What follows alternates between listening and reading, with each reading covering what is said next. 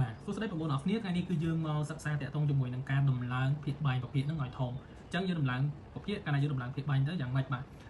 អញ្ចឹងបងប្អូនមើលទាំងអស់គ្នាយើងមានប្រភេទ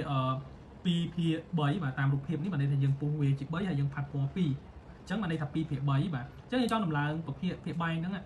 តើយើងដំឡើងមិនបាទអញ្ចឹងឧបមាថាខ្ញុំចង់ដំឡើងភាពបែងហ្នឹងឲ្យទៅជា6បាទដូចយើងតម្រូវភាពបែងអញ្ចឹងដល់ពេលដែលយើងបូកឬដកប្រភេទដែលមានភាពបែងខុសគ្នាយើងត្រូវតម្រូវវាបានន័យថាធ្វើឲ្យភាពបែងរបស់វាហ្នឹងប្រែប្រួលបាទអញ្ចឹង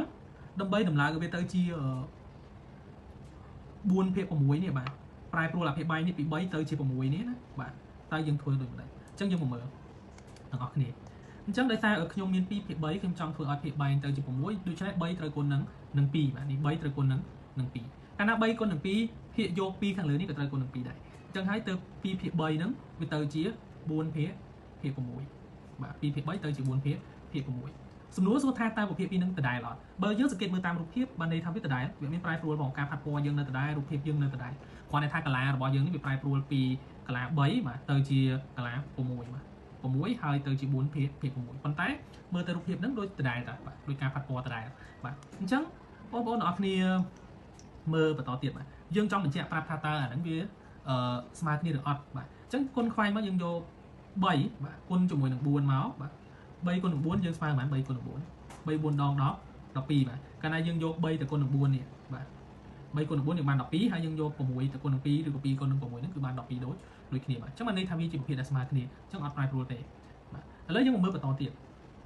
បាទ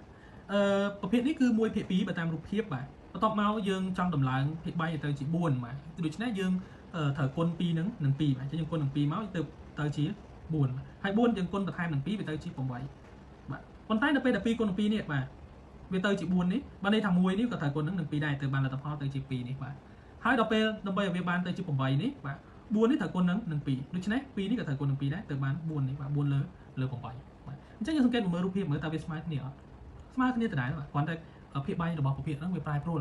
កាលណាភាពបែងវាប្រែប្រួលភាពយកក៏ប្រែប្រួលដូចគ្នាដែរបាទឥឡូវយើងមកមើលបំពេញចន្លោះនេះមួយចុះបាទអញ្ចឹងខ្ញុំមាន3ភាគ5ហើយខ្ញុំចង់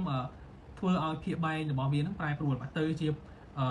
ប្រមាណក៏បានដែរប៉ុន្តែខ្ញុំចង់ឲ្យវាទៅជា10អញ្ចឹង5នេះត្រូវគុណនឹងប៉ុន្មាន5ត្រូវគុណនឹង2មែនអត់បាទ5គុណនឹង2ទៅជា10បើ5គុណនឹង2ទៅជា10បានន័យថា3នេះត្រូវគុណនឹងប៉ុន្មានដែរបាទ3នេះត្រូវគុណនឹង2ដែរបាទ3ត្រូវគុណនឹង2ដែរអញ្ចឹង3 2ដងមែន3 2ដង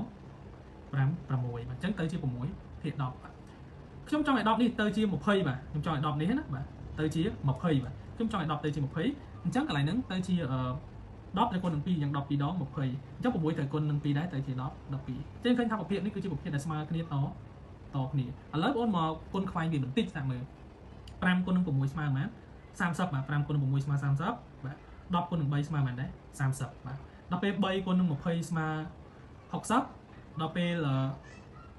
12គុណនឹង5ក៏ស្មើ60ដូចគ្នាបាទស្មើ60ដូចគ្នាអញ្ចឹងយើងនៅសល់មួយចុងក្រោយនេះសាកល្បងបន្តិចបាទសាកល្បងធ្វើថាតើយើងប្រែប្រួលភាពបែងវាយ៉ាងម៉េចបាទអញ្ចឹងសង្ឃឹមថាបងប្អូនអរគ្នាអាចធ្វើលំហាត់នេះបានផងដែរបាទអរគុណច្រើនជម្រាបលាជួបគ្នានៅវីដេអូក្រោយ